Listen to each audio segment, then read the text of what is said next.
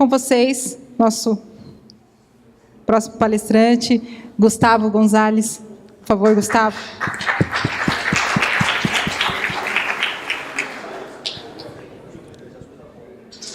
Obrigado, Simão.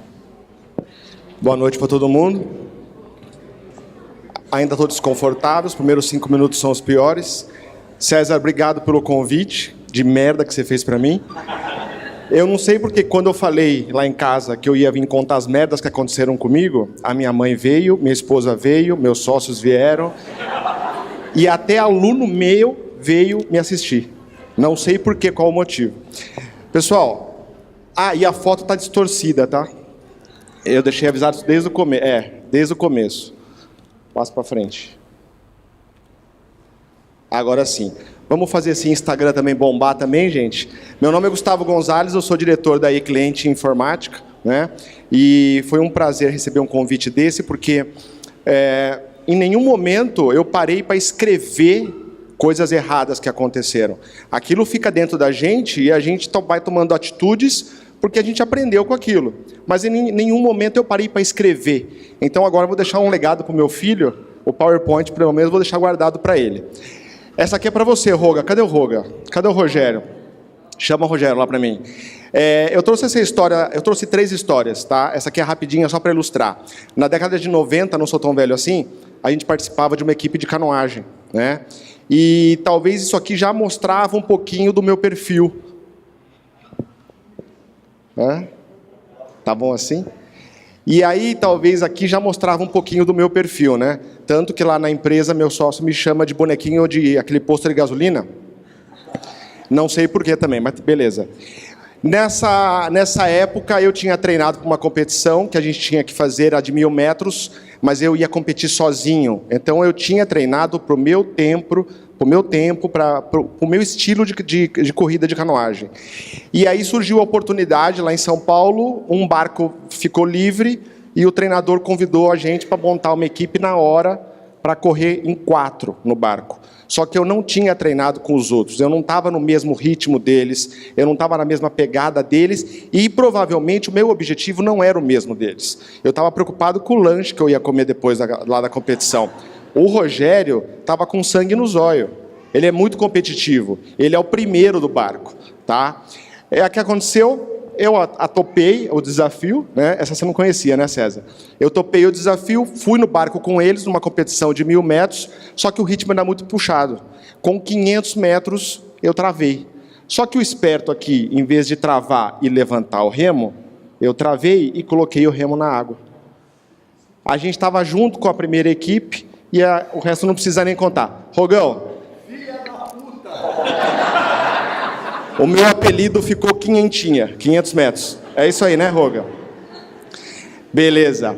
Aí, montando a apresentação, essa semana, eu li um trecho de um livro do Maurício Benvenuti, e ele fala justamente sobre a composição de uma empresa. Qual o número de sócios, né, ideal para quem vai montar uma startup, para quem quer entrar no mercado. E ele justamente fala que 1 é bom, 2 é ideal, 5 é péssimo, né? O que aconteceu? Eu trabalhava na Unimap, nós éramos 5 amigos, e esses 5 amigos a gente foi lá, assinou, estamos juntos, está no fundo aí. E aí, os 5 que era péssimo, mas nós éramos 5 amigos, a gente fazia freela, perfeito? E a gente achou que aqueles freelas, se a gente juntasse, era uma empresa, e a gente estava enganado, tá? E a amizade por si só não significa que a gente vai ter uma empresa. Existem muitos outros fatores que estão envolvidos numa empresa. E o engajamento, o envolvimento de cada um naquele momento vai ditar o ritmo daquele negócio. E o que acontece? Aquilo lá não era uma necessidade para a gente montou a empresa porque a gente achava que era legal. Tá? E como cada um tinha um objetivo diferente, a empresa durou 6 meses, demorou mais para fechar a empresa do que o tempo que ela ficou aberta. Levamos acho que 1 ano e meio, dá risada, né? Levou acho que mais de 1 ano e meio para a gente fechar essa empresa. Isso foi em 2003. No dia que a gente fechou a empresa, graças a Deus, eu conversei com os meus 2 sócios e a gente está junto até hoje. A nossa empresa já tem 12 anos no mercado. Então aí ficou os 3 que estão na foto. A gente montou a empresa, né? É uma empresa na área de desenvolvimento de sistemas e na marketing digital, certo? Para a gente, inovação foi fundamental para tocar o barco até hoje. A equipe Eu escrevi sucesso? O que fez a gente realmente conseguir chegar nesses 12 anos, eu acho que é a questão de conversa, né? Conversar muito, muito diálogo, a gente conseguiu conduzir esse processo muito bem. E as parcerias. E aí, o projeto que eu realmente queria compartilhar com vocês, da experiência de fracasso, sabe quando você está domingo de manhã assistindo Pequenas Empresas, Grandes Negócios? E aí começa a aparecer aquele monte de ideia, e você fala, porra, por que eu não tive essa ideia? Por que eu não posso fazer alguma coisa parecida? E caiu no nosso colo uma ideia dessa. Eu tenho 2 crianças pequenas, um dos nossos sócios que participou dessa ideia também tinha filho pequeno, e aí a gente teve a brilhante ideia de montar um projeto focado para criança, né? Só para ilustrar aqui o que é uma startup. Presta atenção no que eu vou falar aqui agora, que vocês vão entender aonde foi a falha. Uma startup é um projeto de crescimento rápido, de modelo escalável, que tem uma recorrência e que tem algum tipo de impacto social. E o mais engraçado é que, normalmente, a ideia inicial que você tem daquele projeto não vai ser o produto final. Ele vai sofrer muita transformação, você vai fazer muita cagada para conseguir chegar no modelo ideal do projeto. E aí a gente desenvolveu um projeto chamado Convido Você. Para já ilustrar o que é o Convido Você, tem aquele site chamado iCasei. Para quem vai casar, organiza o casamento no site e você recebe os presentes, né? Os convidados podem comprar os presentes pelo site. A nossa ideia foi similar, só que focado para criança. O que a gente queria? A gente queria criar uma coisa totalmente diferente. A gente criou uma plataforma onde a mãe monta o site para o aniversário do filho, perfeito? A gente fez parceria com as lojas da cidade, aí os convidados entravam na plataforma, montavam a lista de presentes, e os convidados, eles entravam no site, compravam o presente. Aonde estava o diferencial do projeto? Que a gente achava que aquilo lá era fantástico, né? Que a gente achava que ia aposentar com 25 anos de idade. A questão era que as lojas, elas recebiam o pedido da compra e elas entregavam o presente no dia da festa, no salão de festa.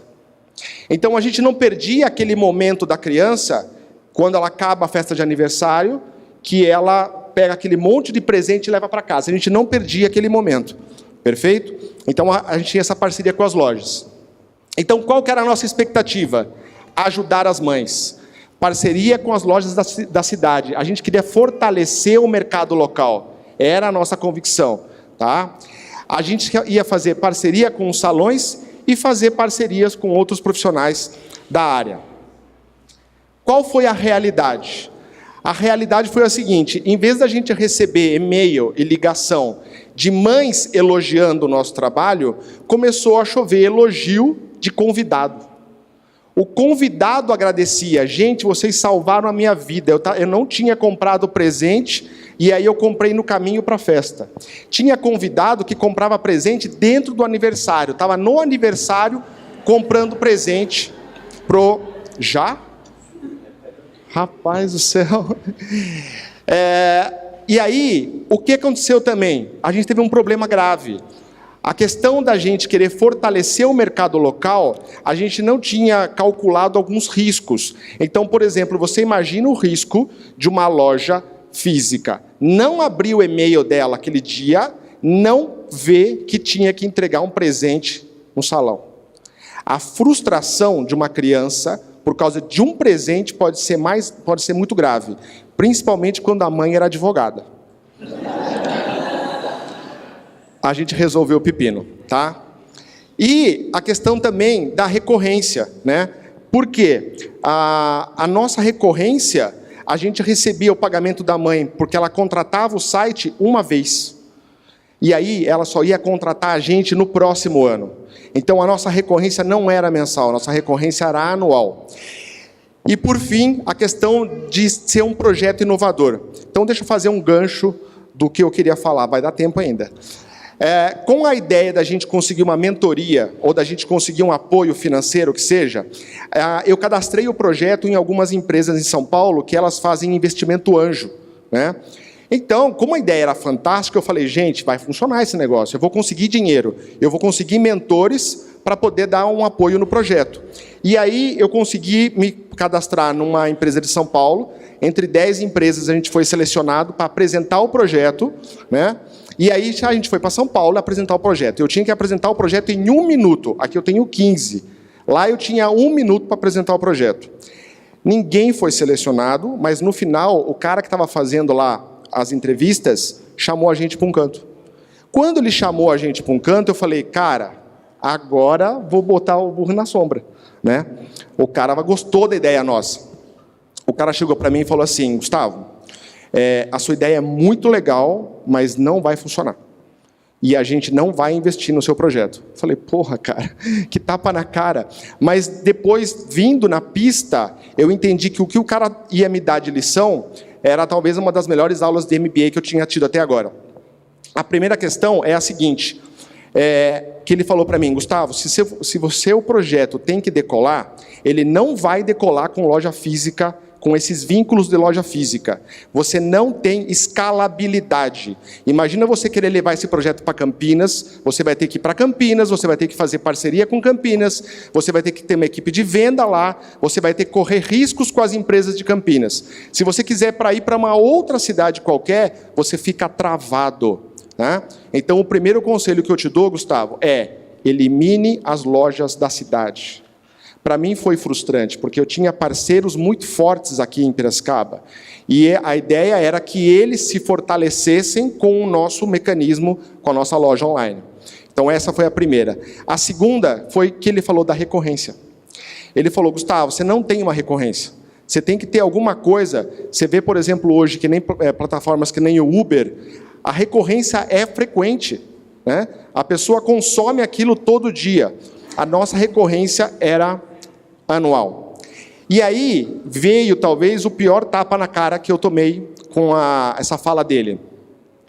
O nosso projeto, por ser inovador, como a gente quis fazer uma coisa nova, o custo dele era muito mais alto. O custo que eu tenho para conseguir colocar uma ideia nova no mercado, para poder mudar uma cultura, é muito mais alto. E aí sabe o que ele falou para mim? Ele falou assim, Gustavo, olha só, se você demorar 1 ano para esse projeto decolar, você vai gastar X. Alguém vê a sua ideia, gosta da sua ideia, o custo para ele colocar o mesmo projeto no ar é muito inferior.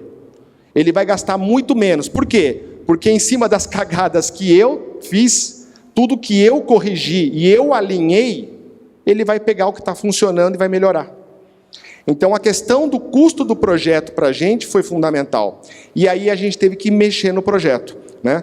Então, o que a gente acabou fazendo? Eu eliminei realmente as lojas da cidade. A gente está usando uma plataforma agora que ela me conecta direto com o Submarino, BB Store, ReHap e por aí vai, né? A gente ganha comissão na venda desses brinquedos, perfeito? A recorrência ainda a gente não conseguiu resolver, porque realmente o aniversário só faz uma vez por ano. Agora, o que é interessante é que a ideia nossa de criar um site para festa de criança, hoje a gente está tendo mais ou menos de 4 a 5 sites por dia criados automaticamente, né? E é aniversário do vovô de 80, aniversário da tia de 40, aniversário de 15 anos. Então a gente acabou pegando um segmento que a gente não imaginava. O nosso foco era e acabou direcionando. E aí, as lições que eu posso compartilhar com vocês, e assim, eu já cometi muitas falhas e eu espero cometer outras, né? Faz parte do processo de aprendizagem, não tem como fazer diferente, né? Hoje, você não desenvolve um produto para um cliente, mas você desenvolve ele com o cliente, perfeito? Ilustrando também isso, a questão do cliente, quando a gente começou a desenvolver o projeto, a gente imaginava que a mãe, ela ia sentar em casa com o filho, ela ia abrir o computador e ela ia começar a construir o site da festa. E aí a gente começou a monitorar os acessos e a gente tinha desenvolvido tudo para a plataforma de PC. Isso faz 4 anos, tá, gente? O que aconteceu?